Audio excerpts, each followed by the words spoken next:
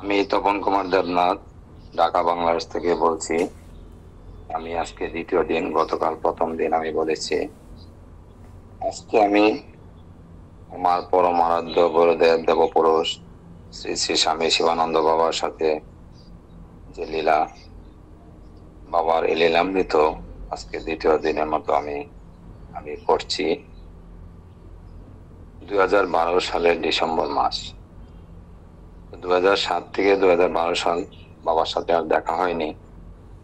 মাঝে মধ্যে ফোনে যোগাযোগ হতো, মামনিদের মাধ্যমে, এইভাবেই যোগাযোগ ছিল। 2012 সালের ডিসেম্বরে বেনারস যাওয়ার ইচ্ছা পোষণ করি। থেকে বাবার সাথে যোগাযোগ করে আমরা বাবার আশ্রমে পৌঁছে গেলাম যথাসময়ে। তখন প্রচন্ড শীতের মধ্যে আমরা যাই পৌঁছালাম।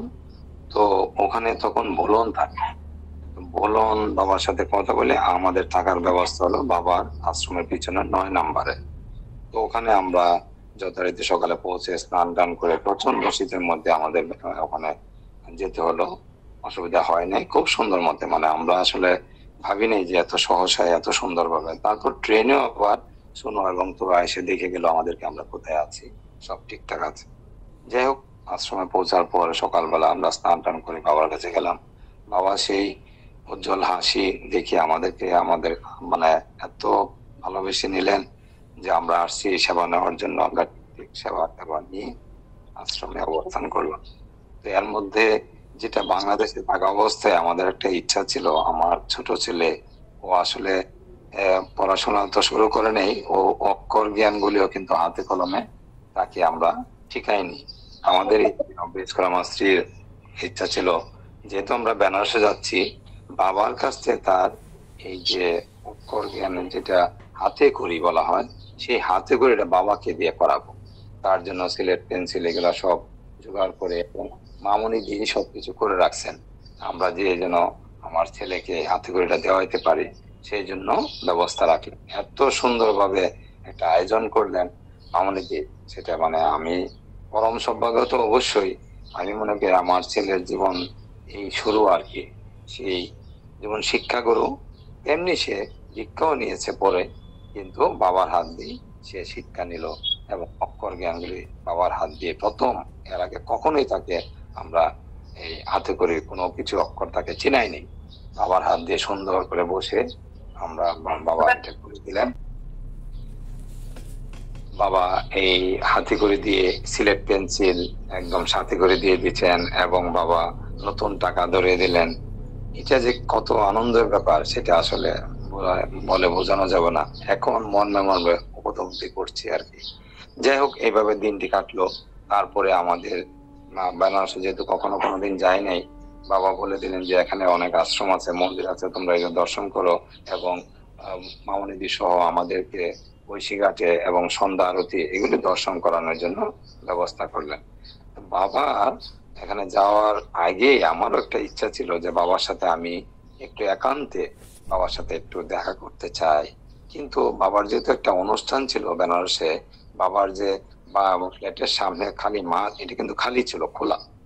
মামারা গিয়েছিলেন, এখানে বাবার একটা দান উৎসব ছিল, সেবা উৎসব ছিল, সুন্দর একটা আয়োজন ছিল। হ্যাঁ, বাচ্চাদেরকে নিয়ে আমরা এখানে যাব, ওরা সব দেখবে। এই অবস্থায় আমার মনে একটা ধারণা যে বাবার সাথে একান্তে আমি কিছু কথা বলতে চাই, কিন্তু সেটা কিভাবে সম্ভব? ভোর 4টা 3টা উঠে আমি তো এই সময় সুযোগটা পাবো না। তো বললাম, আমাকে বললো, মামা আপনার ভোর 4টার মধ্যে আসতে হবে, বাবার কাছে আসতে হলে। তো আমরা যেহেতু 9 নম্বরে আছি, আমরা অনেক ভক্ত ছিলাম, প্রায় 15 20 30 জনের মতো হবো আমরা ছিলাম। তো এখানে আমরা থাকা অবস্থায় তো আমি চিন্তা করতেছি বাবার সাথে কিভাবে একান্তে কথা বলবো। আমার জীবন ধারায়, আমার অফিস সবকিছু মিলে একটু কথা বলতে চাই, সেটা তো হয়ে উঠতেছে না, লোকজন সারাদিনই লোকজন থাকে। যাই হোক, আমরা রাত্রে শোয়ার পরে ভোর 3টার দিকে আমার কানের কাছে কেউ যেন বলছে, বাবা উঠো, বাবা উঠো, বাবা আসো। আমি তো অবাক, কি আমাকে জেগে মানে পুরো জাগিয়ে দিল। এটা বাবার কণ্ঠ আমি শুনতে পাই। আমি কাউকে কিছু না বলে, আমি ঠিক আমার তো একটা সুযোগ, আমি উঠে গেলাম। আমি স্ত্রী পুত্র কাউকে আমি কোনো কিছু না বলে একদম ঠান্ডা জল দিয়ে স্নান করে আমি চাদর মুড়িয়ে দরজাটা খুলে আস্তে করে দরজাটা চাপিয়ে আমি ঠিক ঠিক 4টার দিকে আমি চলে গেলাম বাবার আশ্রমে। তো যাওয়ার পরে আমি আস্তে আস্তে উঠলাম উপরে, উঠে দেখি বাবা জব করছে, হাঁটতেছে পায়চারি করে। আমাকে দেখে একটা সুন্দর হাসি দিয়ে বললেন, বাবা আসো আসো বাবা, তুমি বসো, চেয়ারটায় বসো। সামনে একটা চেয়ার পাতা থাকে, ওখানে বসতে দিল। বাবা আমাকে ডেকে তুলে এনে কি সুন্দর করে আমাকে তুলে দিলেন, আমার দ্বারা সম্ভব ছিল না ভোরবেলা আমার আসা। পুরোটাই মানে বাবার একান্ত মানে বড় কৃপা ছাড়া আমাকে আসাটা সম্ভব না। আচ্ছা যাই হোক, বসলাম। বসার পরে বাবা একটু পরেই একটা পাত্রে পরিষ্কার জল আবার একটু নুন নিলেন, নিয়ে এটা মিশালেন। মিশিয়ে বাবা, এটা বলা হয় ব্রেনের ওয়াশ, একটা ব্যায়াম আছে, সেটা উনি করবেন।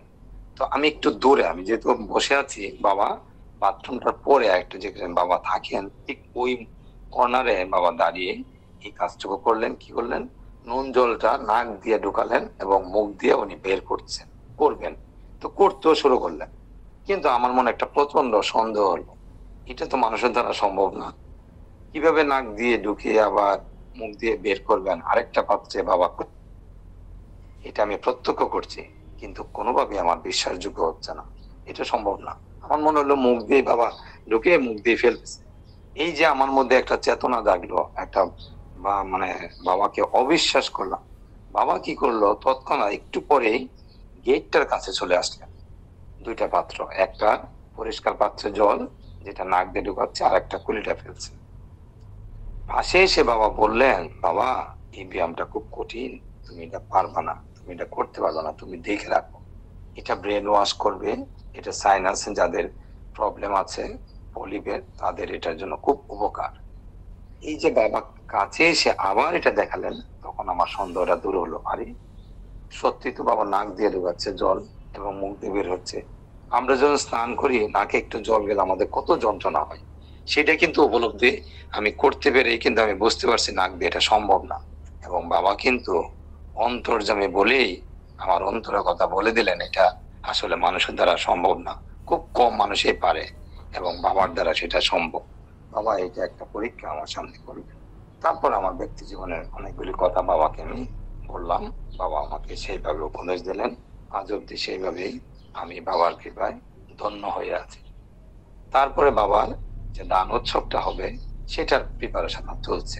তো বাবা ওই রান্না বাড়ার আয়োজন, কি রান্না বাড়া, আপনার অন্ন, তারপর ডাল, একটা ঘুগনি করলেন, অর্থাৎ মানে বোট দিয়ে আর কি ঘুগনিরা করে, আরো কিছু ঘুগনির মতো ওরকম একটা সবজি আমরা বাংলাদেশে যেটা বলি। তারপরে ফল টল রাখলেন, কমলা, আপেল, এইসব জাতীয়। এরপর কম্বল, আরো মাদের জন্য কিছু কাপড় চোপড়, সব মনে পড়ছে না। তো ওইগুলি নিয়ে মাঠের মধ্যে আয়োজন করা হলো। কিন্তু বাবা কিন্তু 3 তলায় বাবার ফ্ল্যাটে আছে, অবস্থান করছে। রান্নার জন্য আমি নিজে দেখেছি বাবা সেই রান্নার জন্য এই আমাদের যে আদুরি মার সাথে থেকে বাবা নিজেও রান্না করছেন, এটা আমি দেখেছি।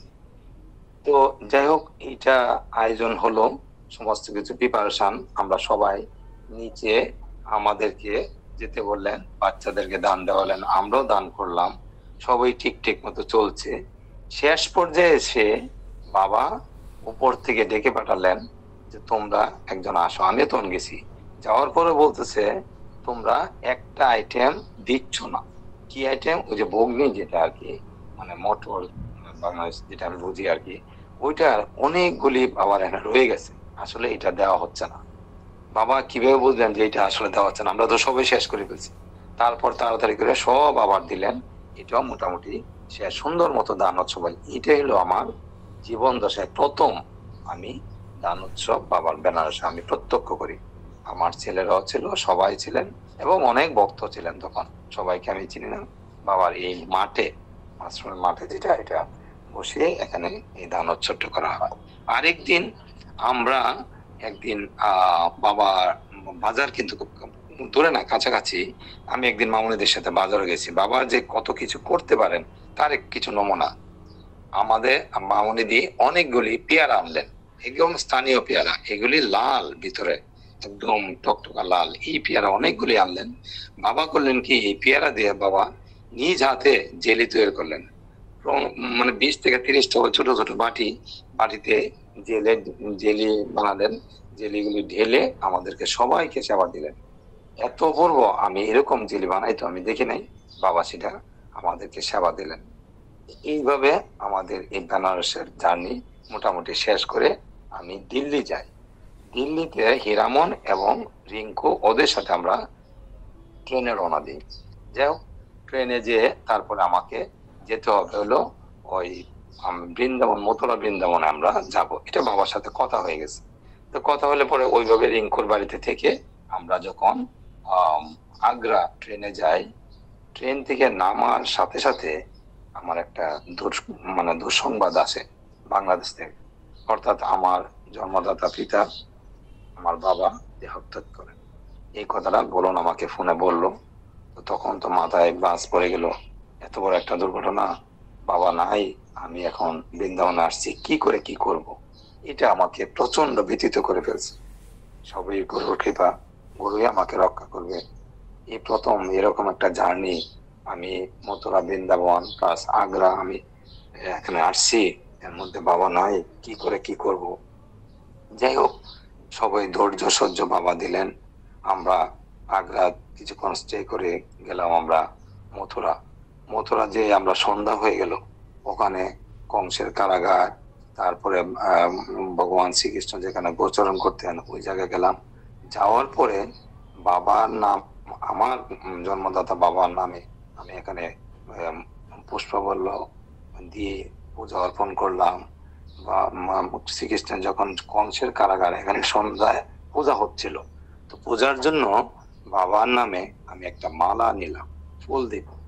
ঠিক আশ্চর্য, আমি যে মালাটা নিয়েছি এখানে শত শত ভক্ত, তারা এই পূজা অর্চনা দেখছেন, উল্লাস করছেন, কিন্তু আমি তো বিনদেশী, আমি কিভাবে কি করি। আমি একটা মালা শ্রীকৃষ্ণের চরণে দেওয়ার জন্য আমি রিকোয়েস্ট করলাম। উনি সত্যি সত্যি আমার এই মালাটা গ্রহণ করলেন এবং বাবার চরণে দিলেন। এবং পরদিন, ওই দিন রাত্রে আমরা আবার মাহেশ্বরী কুঞ্জরে আসবো, যেখানে বাবা সবসময় থাকতেন, মাহেশ্বরী কুঞ্জ। ওই কুঞ্জতে হীরামন বললো যে বাবা সবসময় এখানে আসেন, আমরা আজকে এখানেই রাত্রি যাপন করব। তো ওখানে এসে আমার অফিসের আয়োজন শুরু হলো। আমি যেহেতু আমার বাবা নাই, আমি এখান থেকে পরের দিন সকালবেলা যমুনা ঘাটে আমার বাবার নামে পুষ্প বিল্লপত্র পূজা দিয়ে যমুনা নদীতে বাবার নামে উৎসর্গ করলাম। এইভাবে আমার কার্যাদি শুরু হলো এবং বাবার কৃপায় সম্পন্ন আমি করে আবার তাড়াতাড়ি কিভাবে বাংলাদেশে চলে আসবো সেই চিন্তায় মগ্ন। হঠাৎ করে আমি দেখি যে ট্রেনের টিকিট পাবো কিনা। যাই হোক, বাবার কৃপা খুব দ্রুততার সহিত আমি ট্রেনের টিকিট পেয়ে গেলাম ফিরতে ট্রেনে। তো বাবা তখন কুন্ডু মামার বাড়িতে কলকাতা ছিলেন। এই অবস্থায় বাবাকে জানানো হলো। আর আসার সময় আমি যেহেতু চলে আসবো বাংলাদেশে, আমার দাদার জন্য, ডাক্তার পরিচর্যার জন্য ওনার অনেকগুলি ওষুধ নিয়ে আসতে হবে, দাদারও সমস্যা। যাই হোক, এই কারণে অনেকগুলি ওষুধ বাবা আগের থেকে কলকাতা পৌঁছে দেওয়াতে বাবা এই সবগুলি ওষুধ প্রত্যেকটা প্যাকেট বাবা নিজে খুলে প্রত্যেকটা দেখে আমাকে বললো যে এইগুলা ভরতে যে আমার একটা পুরো লাগেজ ব্লক হয়ে গেছে। এই অবস্থা আমি কিভাবে নিব, আমি জানি না। বাবার কৃপা, বাবার যে এত বড় মহৎ, বাবা যে এত মহাপুরুষ না শুধু স্বয়ং ঈশ্বর।